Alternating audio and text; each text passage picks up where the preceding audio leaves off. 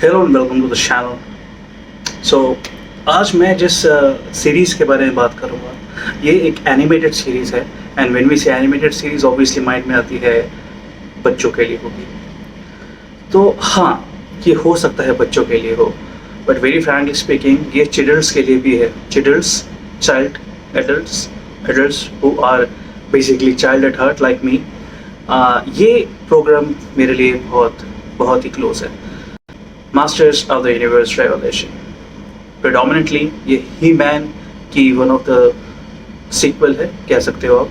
जो जिनको इस बारे में नहीं पता ही मैन के बारे में, सो ही मैन की एनिमेटेड सीरीज एक तरह से शुरू हुई थी अर्ली 80s में, 83 to 85 I guess it was aired on Doordarshan India में। और इसके बाद 87 में डॉल्फ लंडग्रेन की लाइव एक्शन अडेप्टेशन मूवी आई थी ही मैन की, मास्टर ऑफ द यूनिवर्स। इसके बाद बहुत सारे अटेम्प्ट्स किए गए एनिमेटेड। 2002 में भी काफ़ी एक अच्छी सी ही मैन की सीरीज़ आई थी, और उसके बाद एक तरह से ये प्रोग्राम डिसकंटिन्यू हो गया, ये प्रोजेक्ट ही डिसकंटिन्यू हो गया। ही मैन के बारे में शायद कोई नहीं जान पाया। डीसी और मार्वल ने इतना टेक ओवर कर लिया एनिमेटेड सीरीज़ में, फॉक्स ने, डिज्नी ने, कि मेटल सीरीज़ की ही मैन एक तरह से it became invisible, and kind of it hurted me because He-Man was close to me always. In fact, I remember I was toddler back then, और जब भी He-Man आता था टीवी पे, स्क्रीन पे, I remember black and white पे हमने देखा था ये। और मेरे पास खिलौने थे लियो मेटल के, the primary brand for distributing He-Man toys. मैं उनके साथ खेलता था, जो टीवी पे हो रहा है मैं वही रेप्लिकेट करता था अपने खिलौनों के साथ। So yeah, He Man is definitely close to me. और मैं ये अज्यूम करूँगा कि जब मैं इस नेटफ्लिक्स सीरीज़ के बारे में बात कर रहा हूँ, तो आप सब मेरी तरह वो 80s की एनिमेटेड सीरीज़ के बारे में आपको पता होगा, क्योंकि ये उसी की सीक्वल है, एक तरह से आप कह सकते हो। सो केविन स्मिथ इसके क्रिएटर हैं, और केविन स्मिथ ने काफ़ी अच्छे नामों को, वेल नोन नेम्स को इस पर्टिकुलर प्रोजेक्ट में इन्वॉल्व करा है। मार्क हेमिल ने स्केलेटोर का आवाज़ दिया है। मार्क हेमिल को कौन नहीं जानता?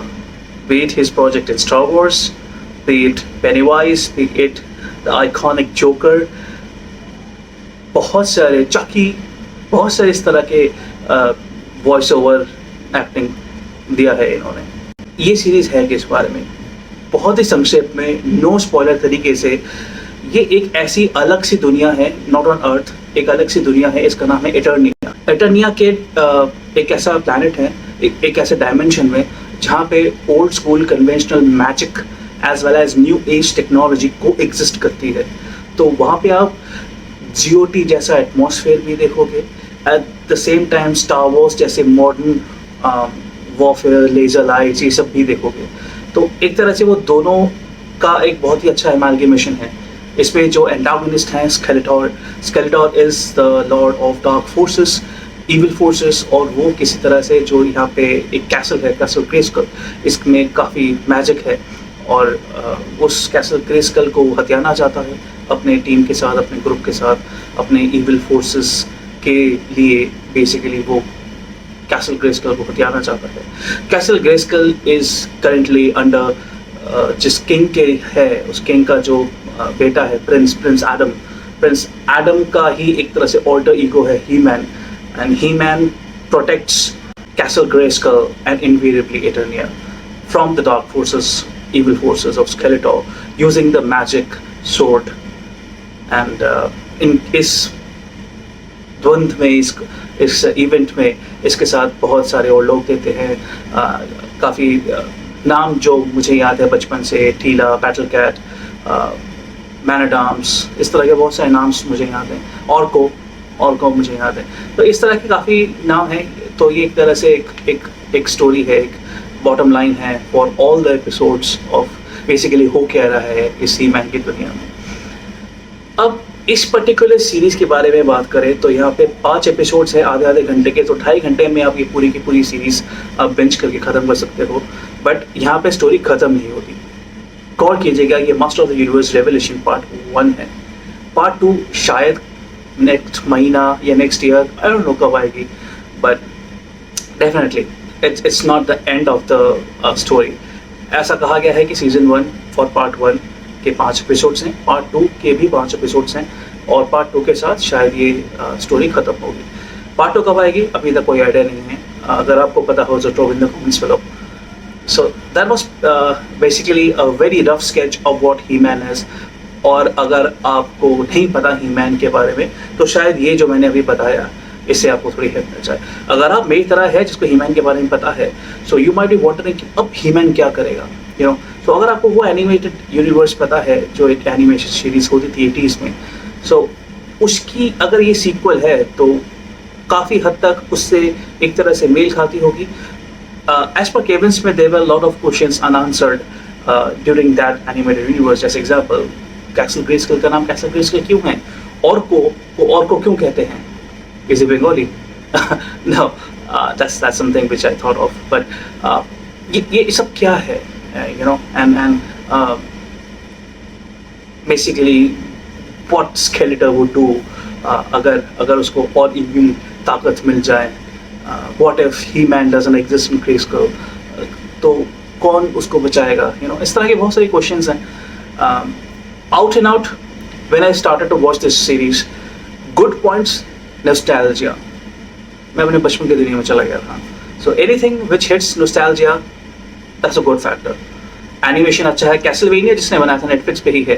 कैसलवेनिया के ही ये क्रिएटर्स हैं. इनफैक्ट नेटफ्लिक्स पे आप ये हिंदी में तो नहीं, इंग्लिश और जापानीज वर्जन में, डब्ड वर्जन में आप ज़रूर सुन सकते हो, देख सकते हो. सो डेफिनेटली इसके क्रिएटर्स काफ़ी अच्छे हैं. इन्होंने अच्छी एनिमेशन दी हैं. उस एरा के 80s के एरा के संदर्भ में उसको ट्रू तरीके से एनिमेशन यूनिवर्स में रखते हुए भी आज के अपडेटेड एनिमेशन टेक्नोलॉजी को भी यूज़ किया है इन्होंने.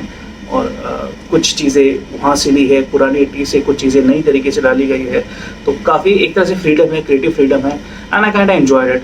हाउएवर मुझे ऐसा लगता है कि स्टोरी थोड़ी सी और अच्छी हो सकती थी, बिकॉज आउट एंड आउट ये जो स्टोरी है नेटफ्लिक्स की, ये जो 5 एपिसोड्स की स्टोरी है, रेवोल्यूशन पार्ट 1, ये He-Man की स्टोरी नहीं, एक तरह से टीला की स्टोरी है. टीला या तो काफ़ी हद तक ये ऑलमोस्ट पूरे एपिसोड्स में, पूरे सीजन में टीला के ही पर्सपेक्टिव से ये पूरी स्टोरी को दिखाया गया है. He-Man है, He-Man आता है, एडम भी है, but first and last episodes में और बीच में शायद थोड़े एरियाज में आते हैं. बट आउट एंड आउट ये टीला की स्टोरी है, और हो सकता है पार्ट 2 में He-Man विल टेक ओवर. काफ़ी सारे इसमें ट्विस्ट एंड टर्न्स हैं, जो अनएक्सपेक्टेड फैक्ट्स हैं, ट्रिवियाज हैं, जो हमें फर्स्ट जो 80s का एनिमेशन था उसमें हमें नहीं बताया गया था, यहाँ पे बताया गया है. सो अगर आपको उस 80s के He-Man के बारे में कुछ नहीं पता, you can give it a shot if you like animation. But if you don't like animation, शायद आपको ये सीरीज़ बोर करेगी. अगर आपको He-Man के बारे में कुछ नहीं पता तो शायद you might feel distracted when you will watch this. But अगर आपको He-Man के बारे में पता है, you are fan of He-Man like me, तो आपको शायद ये He-Man की ये वाली सीरीज़ अच्छी लगेगी. मैं पर्सनली इसको न्यूट्रल तरीके से रेटिंग देना चाहूँगा.